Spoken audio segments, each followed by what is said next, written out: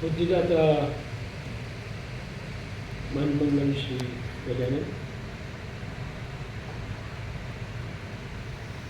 पूर्णवाद महोत्सवाची अधिष्ठात्री देवता गुरुदेव दत्तात्रय,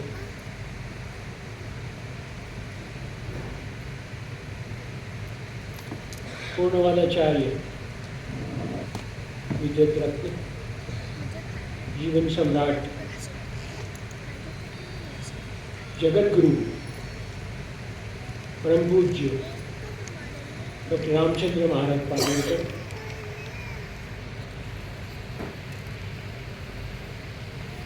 पूर्णवाद वर्धिष्णू, पूर्णवाद सम्राट परम पूज्य डॉक्टर विष्णू महाराज पाटणकर, सती सौभाग्यवती मनकर्णिका माता, सती सौभाग्यवती विमल माता यांच्या चरणी मी साष्टांग प्रणाम करतो.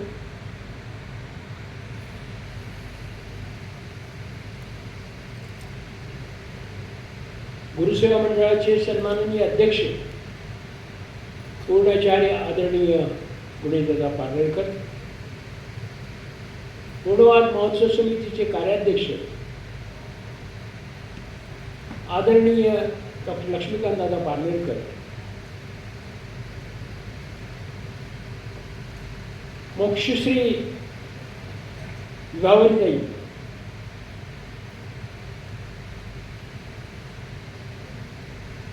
यांना मी विनम्र अभिवादन करतो. या ठिकाणी उपस्थित पूर्णवाद महोत्सव समितीचे स्वागताध्यक्ष आदरणीय नानासाहेब देशपांडे, उपाध्यक्ष आदरणीय गणेशराव जागीरदार, या सभागृहामध्ये उपस्थित असलेले तपस्वी व्यक्तिमत्व म्हणजे आदरणीय अशोकदादा शिंदे, यांनी नुकतंच वाडी येथे पुरस्चरण करून या ठिकाणी उपस्थित झालेत. ते आचार्य प्रशांतजी आडे, ज्येष्ठ नागरिक संघाचे कार्याध्यक्ष आदरणीय पूर्णाचार्य अरविंदजी पाटील सर, या ठिकाणी पूर्णवादी ओम कला संगीत अकादमीचे अध्यक्ष माननीय श्रीकांतजी देशपांडे सर. हा खेळ महोत्सव म्हटल्यानंतर या खेळ महोत्सवाचं सर्व आयोजन करणारे ॲडव्होकेट शंकरसिंग जोशी,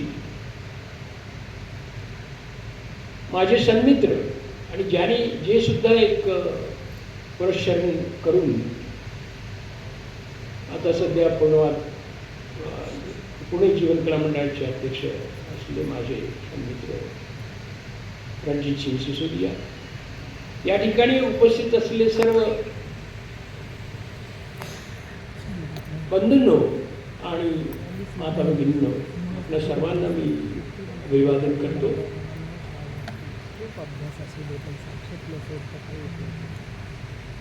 हे वर्ष जसं आपण महोत्सव हा जो आहे आपला, तो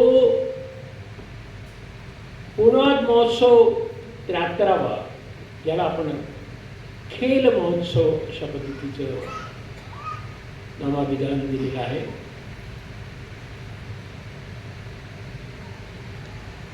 आपण जर विचार केला तर आपलं जे वर्ष आहे, जे 72वं वर्ष, 72वा महोत्सव संपतो, तिथून जो प्रारंभ होणारा हा 73वा पूर्णवाद महोत्सव जो आहे, हे वर्ष माझ्या दृष्टीने आणि आपल्या सर्वांच्या दृष्टीने अत्यंत उल्लेखनीय अशा पद्धतीचं वर्ष आहे. कारण या वर्षामध्ये ग्रंथराज पूर्णवादाचा अमृत महोत्सव संपन्न झाला. आणि या अमृत महोत्सव ग्रंथराज पूर्णवादाच्या अमृत महोत्सवामध्ये 75 ग्रंथराज पूर्णवादाचे पारायण त्या ठिकाणी संपन्न झाली आणि त्याचा समारोप इंदोर या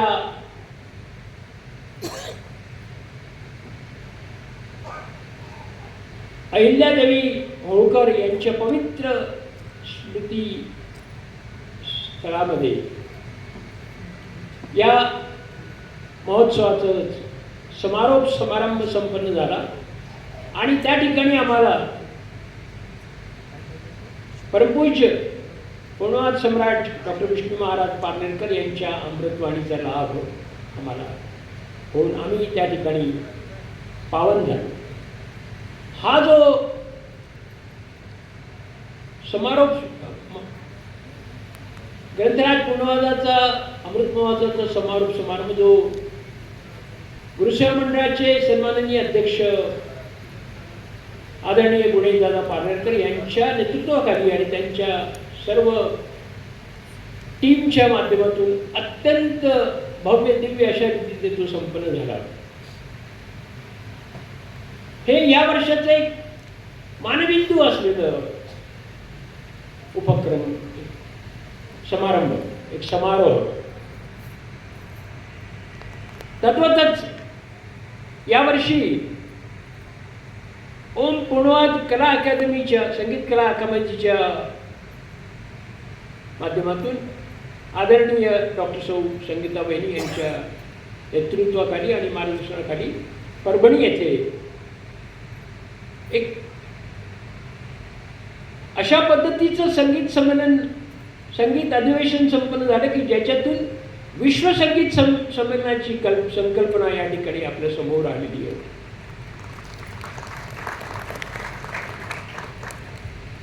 तद्वतच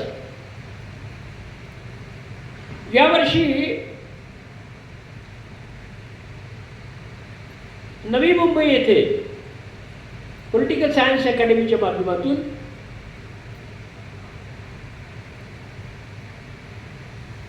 आदरणीय डॉक्टर लक्ष्मीकांत दादा पारनेरकर यांच्या समर्थ नेतृत्वाखाली आणि मार्गदर्शनाखाली राहुल संत, पाचपांडे आणि सर्व त्यांच्या टीमने एक अत्यंत आगळावेगळा अशा पद्धतीचा पुरस्कार सोहळा त्या ठिकाणी त्यांनी संपन्न केला. ते देखील आजच्या या वर्षाचं एक संस्मरणीय अशा पद्धतीचा तो सोहळा ठरला. आणि कलासंगम भगिनी समाजाने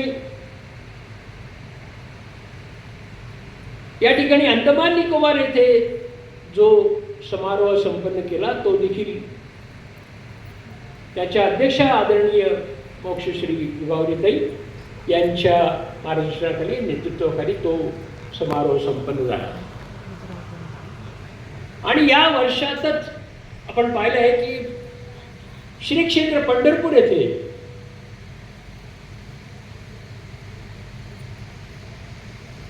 उपासना संस्थान जे आहे, या उपासना संस्थांमध्ये परमपूज्य डॉक्टर रामचंद्र महाराज पारनेरकर आणि मूर्तिस्थापना समारोह जो आहे तो मूर्तिस्थापना समारोह परमपूज्य दादांच्या आशीर्वादाने, त्यांच्या अपेक्षेनुसार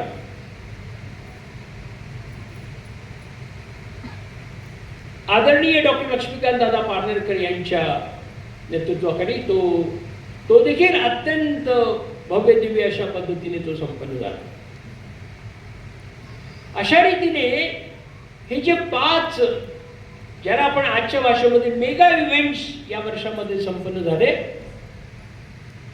आणि म्हणून मी या सर्वांचे जे आयोजक आहेत, आदरणीय पूर्णाचार्य गुणेश दादा, आदरणीय डॉक्टर लक्ष्मीकांत दादा, आदरणीय डॉक्टर सौ संगीता बहिणी, आदरणीय मोक्षश्री विभावरीताई यांना आपल्या सर्वांच्या तर्फे मी विनम्र अभिवादन करतो आणि त्यांचं मनपूर्वक अभिनंदन करतो.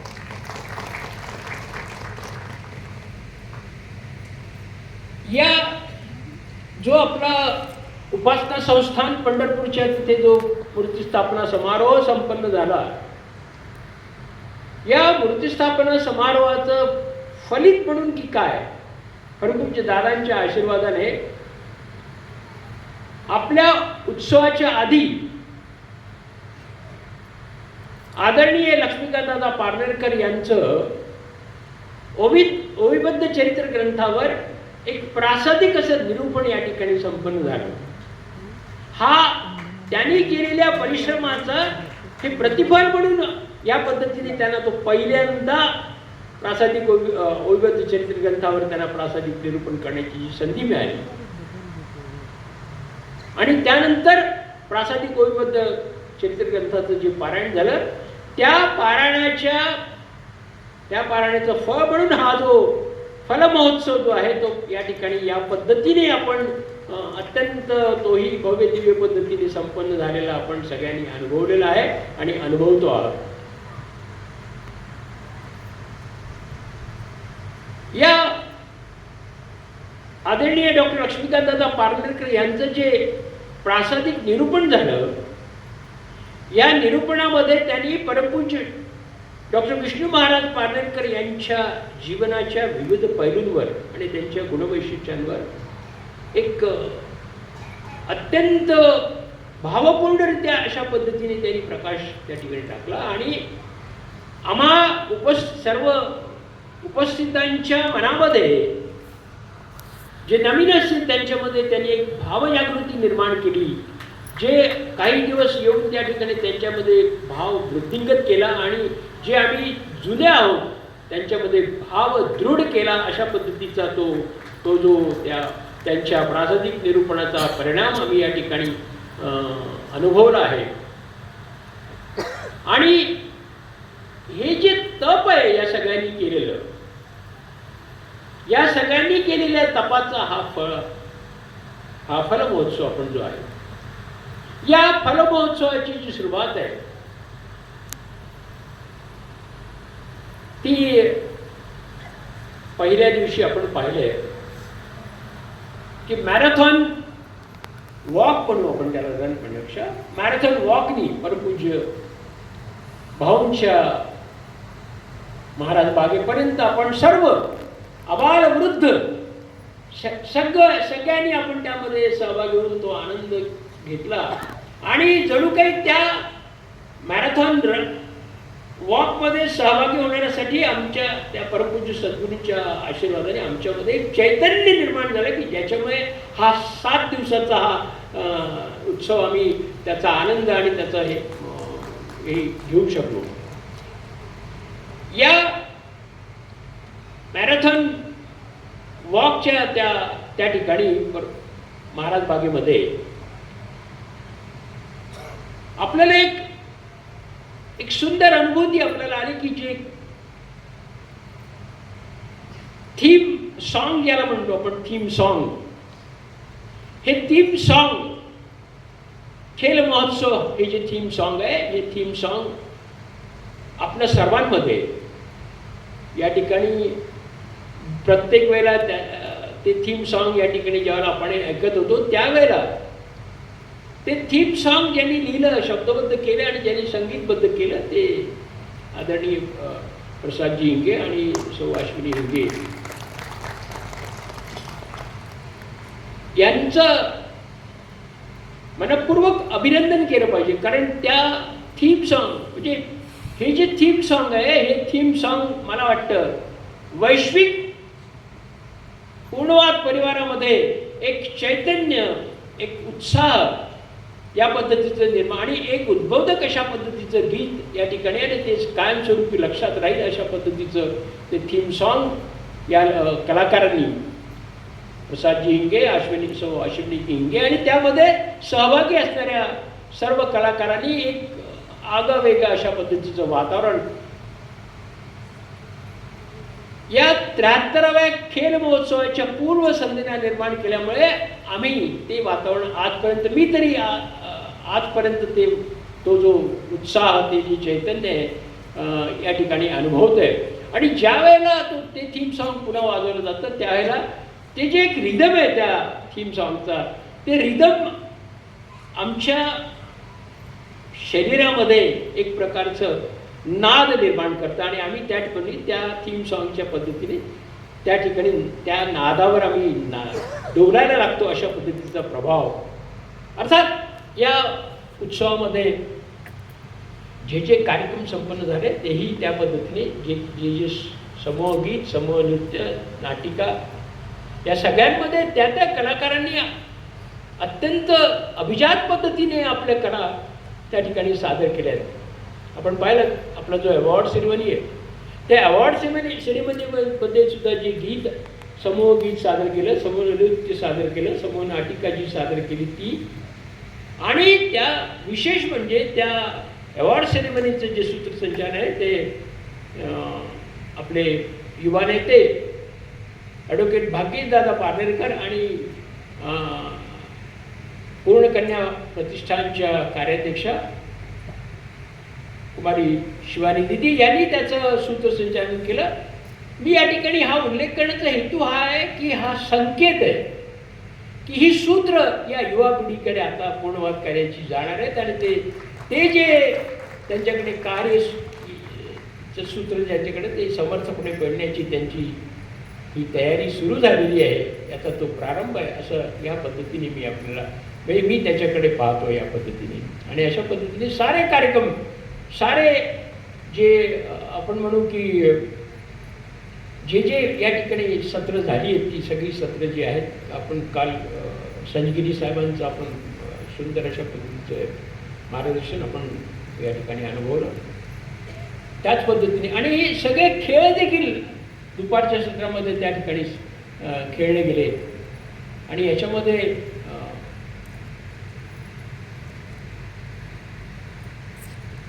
आदरणीय डॉक्टर मकरंद दादा आणि ॲडव्होकेट शंकरशेठ आम्हाला त्यांनी हे सर्व आयोजन केल्यामुळे त्यांचंही मी सर्व टीमचं जे सर्व कार्यकर्ते त्या सर्वांचं मी मनपूर्वक अभिनंदन करतो.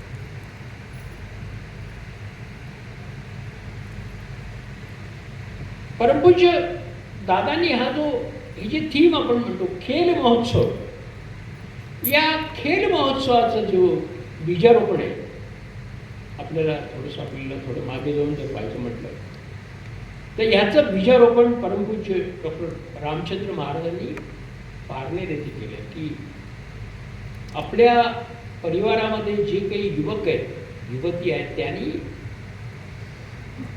बलोपासनेला आपला एक अविभाज्य अंग करावं या पद्धतीने व्यायामशाळा त्या ठिकाणी ती त्या व्यायामशाळेमध्ये परमपूज्य भाऊ स्वतः त्या ठिकाणी व्यायामाला जात होते. त्यांनी परमपूज्य दादांना सुद्धा व्यायामाचं सगळं संस्कार त्या ठिकाणी केले आणि परमपूज्य दादा मलखांब या विद्येमध्ये राष्ट्रीय स्तरावरचं त्यांनी प्रावीण्य संपादन केलं. त्याच्यानंतर आपण पाहिलं गुणेश दादांनी त्या दिवशी प्रात्यक्षिक करून दाखवलं. हे सगळे आणि या सगळ्यांच्या प्रेरणेने आपणही सगळे जे युवक आहेत त्या युवकांनी देखील त्या ठिकाणी अशा पद्धतीने बलोपासना जी आहे, जे परमपूज्य भाऊंनी जी त्यांच्या बालवयापासून ज्या ज्या काही साधना केल्या आहेत त्याच्यामध्ये हा आपलं आपण पाहिलं बलोपासना ही जी आहे ती अत्यंत महत्त्वाची. त्याच पाहिलं आपण डॉक्टर लक्ष्मीकांतदादा पारनेरकर यांनी ज्यावेळेला ते चरित्र ग्रंथावर जे निरूपण केले त्यामध्ये परमपूज्य भाऊंचे बालपणापासून नव्हे जन्माच्या आधीपासूनचं सगळं निवेदन, सगळं निरूपण अत्यंत सुंदररित्या आमच्यापुढे मांडलेलं आहे. त्याच्यामुळे हा जो खेळ महोत्सव आहे, मी आणखी एक संदर्भ आपल्याला देतो जो आत्ता माझ्या संदर्भात केलं, तो म्हणजे त्यानंतर परमपूज्य दादांनी अखिल भारतीय युवक कल्याण और क्रीडा मंडळ या संस्थेची स्थापना केली. म्हणजे ज्याच्यामध्ये क्रीडा हा सुद्धा भाग, युवक कल्याण और क्रीडा मंडळ. आणि या युवक कल्याण और क्रीडा मंडळाचं अध्यक्ष आदरणीय पुढे दादा पाडळकर हे त्यावेळेला होते आणि त्यांच्या अध्यक्षतेखाली त्यावेळेला माझे सन्मित्र आदरणीय रणजितसिंग सिसोदिया देखील आधीच्या वर्षी अध्यक्ष होते. तर म्हणजे इंदोर येथे भाऊंच्या शेतावर एवढा मोठा परिसर आहे तो शेताचा, मला वाटतं 27 एकरचा जवळपास तो परिसर आहे. त्या परिसरामध्ये अत्यंत भव्य दिव्य आणि ऐतिहासिक नोंद होईल अशा पद्धतीचं युवक युवतींचं संमेलन अधिवेशन त्या ठिकाणी संपन्न झालं. आणि त्या अधिवेशनामध्ये जे युवक युवती संमिलित झाल्या होत्या त्यांच्यावर ज्या पद्धतीचं मार्गदर्शन त्यांना केलं गेलं, ज्या पद्धतीचे संस्कार त्यांच्यावर केले गेले, त्या अधिवेशनामधले युवक युवती आजही आपल्या पूर्णवाद कार्यामध्ये अग्रेसर आहेत. आणि ही सर्व टीम या ठिकाणी त्या पद्धतीने आजही कार्यकर्ते त्यांच्या माध्यमातून नवीन कार्यकर्ते याच्यामध्ये जोडले जातात. असं ते जे आहे ते बीजारोपण परमपूज्य भाऊंनी केलं, त्याच्यामध्ये वाढ परमपूज्य दादांनी केली. आणि आता तो वारसा जो आहे तो आदरणीय गुणेदादा आणि भागीदादा हे त्या पद्धतीने करतायत. बलोपासना आपण ज्याला म्हणतो. याच्या मागे काही जे परमपूज्य दादांसारखे भाऊंसारखे दादांसारखे ज्या विभूती असतात ते त्यांच्यामध्ये भविष्याचा वेध घेण्याचा एक दृष्टिकोन असते. आणि त्यामुळे खेल महोत्सव हा जो आहे, हा खेल महोत्सव यावेळेला आमच्या पूर्णवाद महोत्सवाला जे नामाभिधान देण्यात आलं त्याचा हेतू परमपूज्य दादांचा जो आहे तो म्हणजे आजची जी वर्तमान परिस्थिती आहे ती वर्तमान परिस्थिती त्याचं जर आपण अवलोकन केलं तर 2 गोष्टी त्याच्यामध्ये की ही वर्तमान परिस्थिती जी आहे ती वास्तव परिस्थिती आहे जी ती चिंताजनक आहे आणि त्याच्यावर चिंतन करण्याची गरज आहे. कारण आपण पाहतोय की आज युवा पिढी युवक युवती ह्या ज्या पाश्चात्य संस्कृतीच्या प्रभावाखाली ज्या पद्धतीने त्यांचं सगळं जीवन व्यवहार सुरू आहे, ह्या म्हणजे या सगळ्या जीवन व्यवहारामुळे गंभीर समस्या निर्माण होत आहेत. आपण फार अभिमानाने म्हणतो की जगामध्ये युवकांची संख्या असलेला एक देश म्हणजे आमचा भारत राष्ट्र आहे. आणि या भारत राष्ट्रामध्ये युवकांची जगामध्ये सर्वोच्च संख्या आहे असं आम्ही अभिमानाने म्हणतो. पण मी आपल्याला एक वास्तव दर्शनाच्या दृष्टीने एक विषय आपल्याकडे मांडतो की क्वांटिटेटिव्हली आपण आपल्या युवकांच्या जगामध्ये जास्त असलेली संख्या आणि असा भारत देश, परंतु क्वालिटेटिव्हली आपण विचार करणं गरजेचं आहे. क्वालिटेटिव्हली ही जी युवक युवतींची जी संख्या आहे, लोकसंख्या आहे, ही आपल्या देशाचं भविष्यामध्ये नेतृत्व करण्याच्या दृष्टीने सक्षम आहे का? त्यांची जी दिनचर्या आहे, त्यांचं जे काही वर्तन आहे, हे सगळं वर्तन जे आहे त्या वर्तनाचा परिणाम या युवा पिढीवर युवक युवतींवर काय होतोय याचा जर विचार केला, त्यांचे खाण्याच्या ज्या पद्धती आहेत, त्यांच्या रोज झोपण्याच्या, त्यांच्या उठण्याच्या त्या सगळ्या ज्या पद्धती आहेत आणि त्यांचं ते मोबाईल इंटरनेट याच्याशी जे सख्य आहे, हे सगळं जर आपण विचारात घेतलं तर मला एक गंभीर समस्या येणाऱ्या काळामध्ये उद्भवण्याची शक्यता. या सगळ्यांचा परिणाम म्हणजे आधीच आपण काय केलंय की आपली जी काही जनसंख्या आहे ती जनसंख्या आपणच कमी करतोय.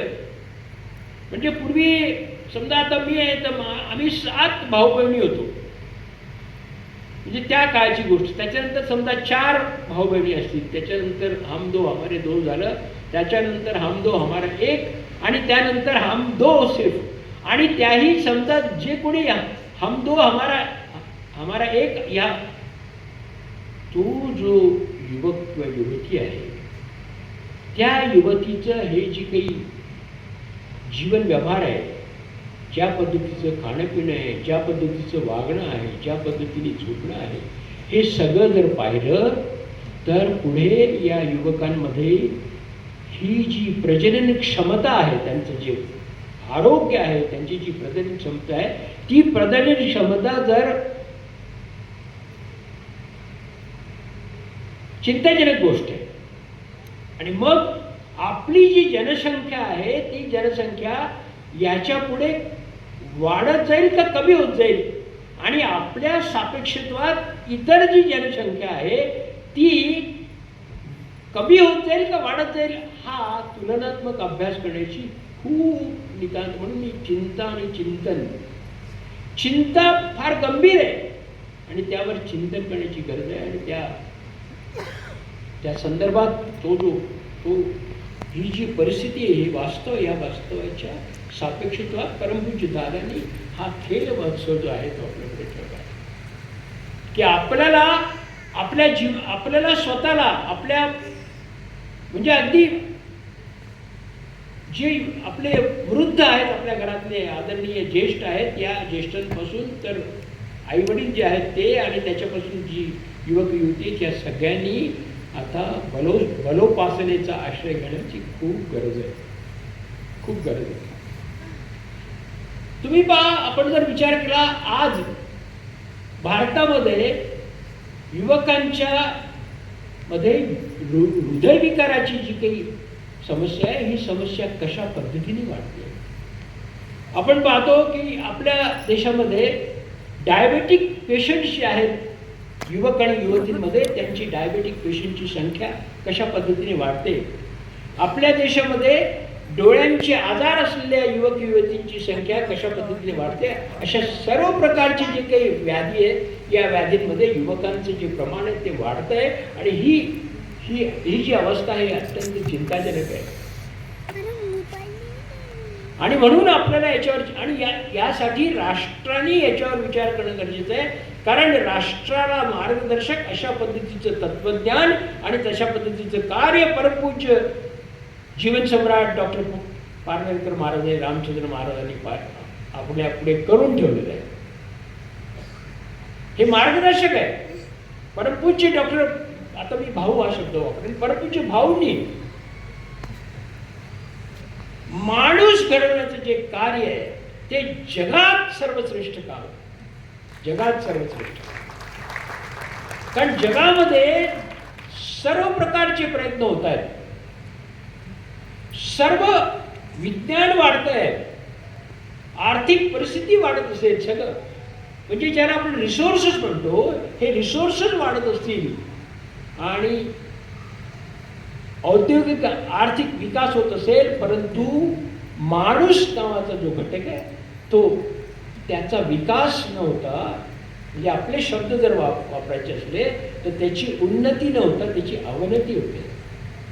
पूर्णवादामध्ये, पूर्णवाद ग्रंथाचा आपण अमृत महोत्सव साजरा केला, थोडा संदर्भ आपल्याला त्याचा घेता येईल की पूर्णवाद ग्रंथामध्ये उन्नती आणि अवनती दोनच अवस्था आहेत, दोनच अवस्था आहेत.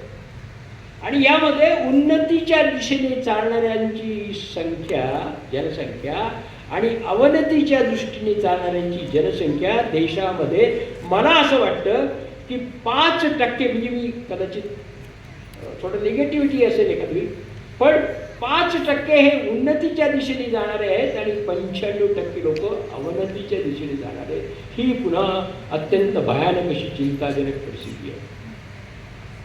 आणि म्हणून या ठिकाणी आपल्याला परमपूज्य डॉक्टर रामचंद्र महाराजांनी जे तत्वज्ञान निर्माण केलं, पूर्णवाद तत्वज्ञान, त्या पूर्णवाद तत्वज्ञानाचा केंद्रबिंदू हा माणूस आहे.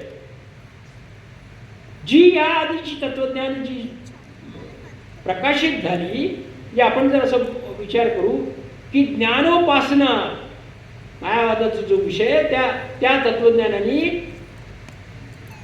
ज्ञानोपासनेचा मार्ग जो आपल्याला सांगितला, त्या माध्यमातून समाधीपर्यंत जाण्याचा, त्या ठिकाणी एक गोष्ट प्रकर्षाने आपल्याला जाणवते की ती जे म्हणजे माणसाला जो ईश्वराने एक मानवी जीवन हे बहाल केलेलं आहे, त्यांनी कृपावंत होऊन मानवी जीवन बहाल केलं आहे, त्या ईश्वराचा जो हेतू आहे त्या हेतूला कुठेतरी छेद देण्याचं काम आपल्याला पाहतोय. आणि त्या ठिकाणी त्या ज्ञानासाठी, त्यातून समाधीसाठी संपूर्ण जीवन व्यतीत करायचं आणि मोक्षाची प्राप्ती. अरे, आणि मोक्षाची प्राप्ती म्हणजे ते मोक्ष मिळेल का प्रत्येकाला, हा पुन्हा प्रश्न आहे. म्हणजे जीवन जे दिलेलं आहे ते जीवन मोक्षासाठी आपण समर्पित करायचं आणि तो पुन्हा मिळेल का नाही याची शाश्वती नाही. त्याच पद्धतीने आपण या ठिकाणी जर पाहिलं, ईश्वरवाद जो आहे त्या ईश्वरवादाच्या माध्यमातून आपण जर पाहिलं तर भक्तीचा जो प्रसार या ठिकाणी झाला तो त्या ठिकाणी सुद्धा ईश्वराच्या भक्तीच्या माध्यमातून आपण आपलं जीवन ईश्वरामध्ये समर्पित कसं होईल हा सारा प्रयत्न आहे. म्हणजे पुन्हा जीवनाचं जे आहे त्याची उपेक्षा आहे. मायावादामध्ये जीवनाची उपेक्षा आहे आणि ईश्वरवादामध्ये देखील जीवनाची उपेक्षा आहे. मायावादामध्ये ब्रह्मसत्य जगन्मिथ्या म्हणजे विश्वही नाही आणि त्या विश्वाचा जो कर्ता ईश्वर तोही नाही. ईश्वरवादामध्ये विश्व आहे आणि त्याचा कर्ता ईश्वर आहे. ईश्वर शरीर भूतम जगत या पद्धतीची संकल्पना आहे. परंतु ही जी भक्ती आहे आणि त्यातून जो समर्पण भाव त्याच्यातून ते जीवन ईश्वरामध्ये सम्मिलित करण्याच्या दृष्टीचा प्रयत्न, त्या ठिकाणी पुन्हा जीवनाला छेद देण्याचा प्रयत्न. पण विज्ञानवादाचा जर विचार केला आपण, तर विज्ञानवादाचा विचार करताना आपल्याला असं लक्षात येईल की विज्ञानवादामध्ये सुद्धा भौतिक गोष्टींना जे महत्त्व प्राप्त झालेलं आहे त्यातून मानवी जीवनाची दुर्दशा आहे. आणि ही दुर्दशा आहे, ही दुर्दशा आपण जी आता मी याच्या आधी आपल्याला दिलं की ही जी भौतिक प्रगती आहे, समृद्धी आहे, या समृद्धीचे दुष्परिणाम जे आहेत ते दुष्परिणाम आपण या ठिकाणी पाहतो. त्याचं कारण काय, तर आपल्या जीवनाचं जे महत्त्व आहे ते जीवनाचं महत्त्व आपण विसरून आपण अधिभौतिकाला जे महत्त्व दिलेलं आहे, पैशाला, संपत्तीला, वस्तूंना जे महत्त्व दिलं आहे, यामुळे जीवनापेक्षा पैसा महत्त्वाचा आहे, जीवनापेक्षा वस्तू महत्त्वाच्या आहेत, अशा पद्धतीची जी परिस्थिती आहे. त्यामुळे त्या ठिकाणी ती जीवनाला छेद आहे. हजारो वर्षानंतर, वेदकाळानंतर पहिल्यांदा जर कोणी जीवनाला केंद्रस्थानी केलं असेल तर ते परमपूज्य जीवन सम्राट डॉक्टर रामचंद्र महाराज पाटणकरांनी. आणि हे जे जीवनाला त्यांनी केंद्रस्थानी ठेवून, म्हणजे तुम्ही ज्ञानोपासना करा, विज्ञानोपासना करा, ईश्वरोपासना करा, पण ती कशासाठी, स्वतःच्या जीवनासाठी. त्यांच्यासाठी जीवन नाही, देवासाठी जीवन नाही, जीवनासाठी देव. या पद्धतीची जी संकल्पना, ही संकल्पना ही उपासना मार्गामध्ये ही प्रस्थापित केली ती परमपूज्य डॉक्टर रामचंद्र महाराज. आणि त्यासाठी त्यांनी जीवन सर्वांगीण अशा पद्धतीचा त्याचा जो जी उन्नतीचा विषय मी सांगितला आपल्या पूर्णवादामध्ये, तो उन्नतीसाठी आपल्याला त्रिविध अंगांचा अंगीकार करण्याची त्यांनी आपल्यावर संस्कार केले. ध्यान, कर्म आणि उपासना. आणि या पद्धतीने ज्ञान, कर्म आणि उपासना यामध्ये पुन्हा कर्माला प्राधान्य दिलं आणि म्हणून प्रपंच आपल्याला प्रपंच करायला सांगितलं. आणि त्या पद्धतीने आपण जर विचार केला तर हे ईश्वरवादामध्ये ईश्वर शरीरभूतम जगत हे जे म्हटलं आहे त्यामध्ये विश्व, ईश्वर शरीरभूतम जगत जे आहे त्यामुळे त्या ठिकाणी देखील कर्माला प्राधान्य नाही आहे. कारण काय, तर ईश्वराची जर आम्ही भक्ती केली तर आम्हाला इतर काही करण्याची गरज नाही. आणि अशा पद्धतीने दारिद्र्य पिढीला झारी जाणं कठीण जीवन मानवाचे या आधीच्या तत्वज्ञानाने जी अवस्था निर्माण केली आहे त्या अवस्थेला परिवर्तित करण्यासाठी या ठिकाणी परमपूज्य डॉक्टर रामचंद्र महाराजांनी हा जो पूर्णवाद आहे तो पूर्णवाद आहे. अर्थात तो पूर्णवाद त्यांनी प्रकाशित नाही केला. तुम्हाला मी एक संदर्भ देतो. राजा भगीरथांनी ब्रह्मदेवाचं प्रसन्न करून घेण्यासाठी तप केलं. आणि तप करून त्यांनी काय सांगितलं की आम्हाला गंगेचं अवतरण झालं पाहिजे, भूतलावर गंगेचं अवतरण झालं. मी पुढे त्याचा हेतू काय ते सांगेन आपण. आणि म्हणून त्या राजा भगीरथाच्या तपावर प्रसन्न होऊन ब्रह्मानी गंगेला अवतीर्ण केला, परंतु गंगेचा ओघ ही भूमी सहन करू शकणार नाही, म्हणून त्या ठिकाणी आधी ती शिवानी आपल्या डोक्यावर घेतली. त्या पद्धतीने म्हणजे ती भूतलावर येऊन ती भूतल ते सहन करू शकणार नाही, भूमी सहन. त्या पद्धतीने मी जर आपल्याला एक समांतर पद्धतीने सांगायचा प्रयत्न केला तर परमपूज्य डॉक्टर रामचंद्र महाराजांनी पूर्णवाद ग्रंथ प्रबंध निर्माण करून त्याला राजमान्यता प्राप्त करून घेतली, परंतु तो ग्रंथ आपल्या डोक्यामध्येच ठेवला. कारण काय तर तो जे डाऊन टू अर्थ जे लोक आहेत त्या लोकांना तो पेलवणार नाही, म्हणून त्यांनी तो जो ग्रंथ आहे तो आपल्या आणि शिष्यांना आपल्या हाताशी धरून त्यांनी मी सांगतो तसं वागा या पद्धतीने त्यांचं जीवन जे आहे शिष्यांचं त्यांनी त्या पद्धतीने त्यांना पुढे नेलं. ज्ञान कर्म उपासना हे सगळं तात्विक विवेचन न करता त्यांनी त्यांच्याकडनं संस्कार आचार प्रभो धर्म या पद्धतीने त्यांच्याकडनं आचार त्यांनी करून घेतला. आणि आचार करून घेऊन त्यांनी ती पिढी तयार केली. ती पिढी तयार करताना त्यासाठी त्या पिढीवर संस्कार व्हावे म्हणून घर ही जी संकल्पना आहे ही सुप्रतिष्ठित केली. अत्यंत महत्त्वाच्या गोष्टी त्या आज या गोष्टी ह्या उद्ध्वस्त होत चालल्या आहेत. म्हणून मी या ठिकाणी हा उल्लेख करतो की जर संस्कार करायचे असतील तर त्यासाठी घरच आवश्यक आणि म्हणून परमपूज्य भाऊंनी घर ही संकल्पना जी सुप्रतिष्ठित केली. आपल्या देशामध्ये आपण पाहतो की अनेक प्रकारची आक्रमणं झाली, अनेक प्रकारची आमची जे देवदेवळं असतील किंवा आमची ग्रंथसंपदा असेल ती नष्ट केली, तरी सुद्धा आमचं देव जे आहे ते देव सुरक्षित राहिले. ते का तर आमच्या घरामध्ये त्याची नित्य पूजा अर्चा होती. तिने तो संस्कार हजारो वर्षापासून आमच्या घरामध्ये आमच्या कुटुंबामध्ये होतो, म्हणून त्या देवांना घरातल्या देवांना ते नष्ट करू शकले नाही. हा संस्काराचा विषय हा कुठे घरांचा विषय. घर या संकल्पनेत जी ती परमपूज्य भाऊंनी आहे. आणि अशा पद्धतीने त्यांनी एक पिढी त्या पद्धतीने तयार केली. एक पिढी त्या पद्धती सुसंस्कारित पिढी जी आहे, सुसंस्कारित घर, सुसंस्कारित कुटुंब, सुसंस्कारित कन्या, सुसंस्कारित अन्न या साऱ्या संकल्पना त्यांनी त्या ठिकाणी रुजवल्या. आणि त्या पद्धतीने आपण जर विचार केला यात